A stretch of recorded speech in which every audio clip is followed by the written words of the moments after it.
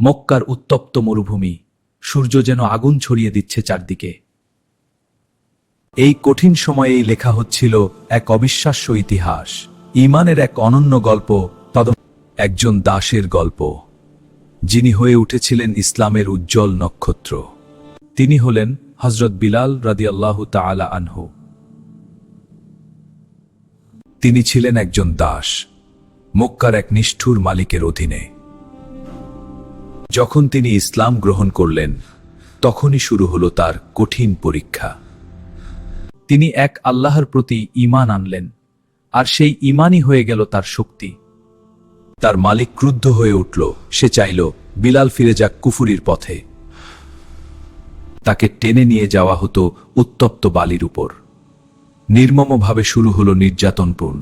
তার বুকের উপর রাখা হতো ভারী গরম পাথর। সূর্যের তাপে শরীর পুড়ছিল, তবুও তার মুখে ছিল একটাই শব্দ, এক অটুট বিশ্বের ঘোষণা। অর্থ আল্লাহ এক, আল্লাহ এক। মূর্তির নাম নাও, মূর্তির নাম নাও। মালিক বল, মূর্তির নাম নাও। কিন্তু বিলাল ছিলেন অবিচল। তিনি শুধু বলতেন।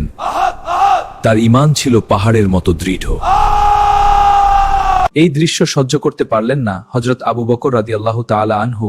তিনি এগিয়ে এলেন সাহায্যের জন্য। তিনি বিলাল রাদিয়াল্লাহু তাআলা আনহুকে কিনে নিলেন এবং আল্লাহর জন্য তাকে মুক্ত করলেন। এই দাসী হয়ে উঠলেন ইসলামের প্রথম মুয়াজ্জিন।